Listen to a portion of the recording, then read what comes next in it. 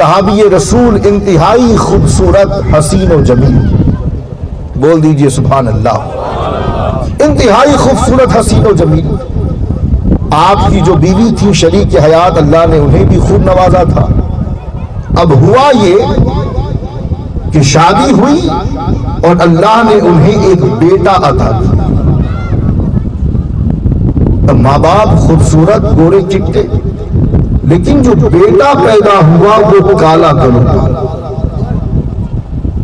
تو جب تک وہ چھوٹا رہا بات لکھ نہیں ہوئی کہ کالا ہے یا گورا، لیکن جیسے جیسے وہ بچہ پروان چڑھنے لگا اور بستی والے دیکھنے لگے تو طرح طرح کی باتیں اور تہمتیں لگانے لگے۔ اب جب یہ بات صحابی رسول اور ان کی اہلیہ کو پتہ لگی تو بڑے پریشان ہوئے۔ اب تقاضائے بشریت، صحابی رسول کے ذہن میں عجیب و غریب خیالات کہ میرا ہے یا نہیں، حقیقت کیا ہے مجھے نہیں معلوم، دل چاہتا ہے کہ اپنی بیوی کو طلاق دے دوں۔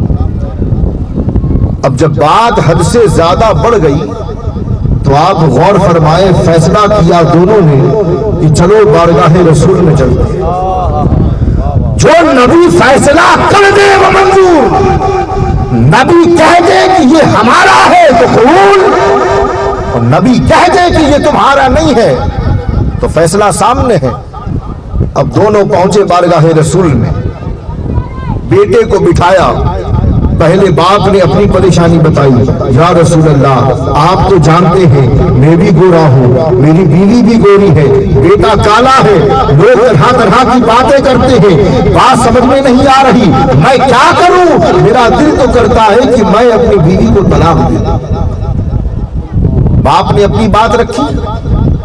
اس کے بعد ان کی جو بیوی تھی اس نے عرض کیا کہ یا رسول اللہ میں تو پاک دامن ہوں، مجھ سے کوئی خطا نہیں ہوئی، آپ انہیں سمجھائیں کہ ایسا غلط قدم نہ اٹھائیں، میں اللہ کی قسم اٹھانے کو تیار ہوں کہ میں نے کوئی خطا نہیں کی۔ ابھی بات ہو ہی رہی تھی، اللہ کے رسول بات سن ہی رہے تھے کہ آپ نے فرمایا کہ سلمان جاؤ سیدہ کے گھر اور جا کر شہزادے حسین کو لے آؤ، شہزادے حسین کو لے آؤ۔ سلمان دوڑے دوڑے گئے، سیدہ کائنات کے دروازے پر دستک دی، عرض کرتے ہیں یا سیدہ نبی نے شہزادے حسین کو طلب کیا ہے۔ سیدہ فاطمہ نے حسین کو سجایا، تیار کیا، سلمان فارسی کے ساتھ بھیجا۔ اب روایت کے الفاظ سنیں، مسجد نبوی میں بے شمار صحابہ، باپ بھی بیٹھا ہے، ماں بھی بیٹھی ہے، یعنی شوہر اور بیوی، سامنے ہے بیٹا۔ اب صحابہ نے دیکھا کہ جیسے ہی مسجد نبوی کے دروازے سے امام حسین تشریف لائے، وہ بچہ تعظیم میں کھڑے ہوا، کھڑے ہو کر آگے بڑھا اور آگے بڑھ کر قدموں پر ہاتھ لگا کر کہتا ہے السلام علیکہ یا ابن رسول اللہ۔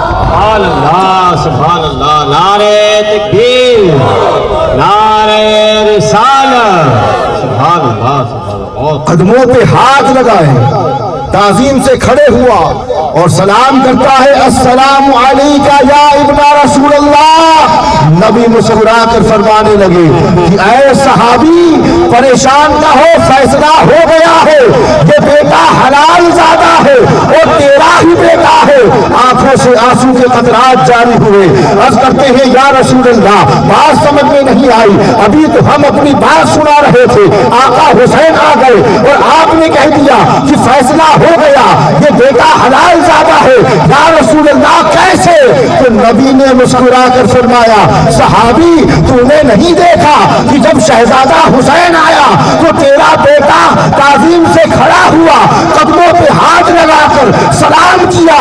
اس کا تعظیم کرنا، اس کا سلام کرنا اس بات کی دلیل ہے کہ یہ بچہ حلال زادہ ہے۔ سبحان اللہ، سبحان اللہ۔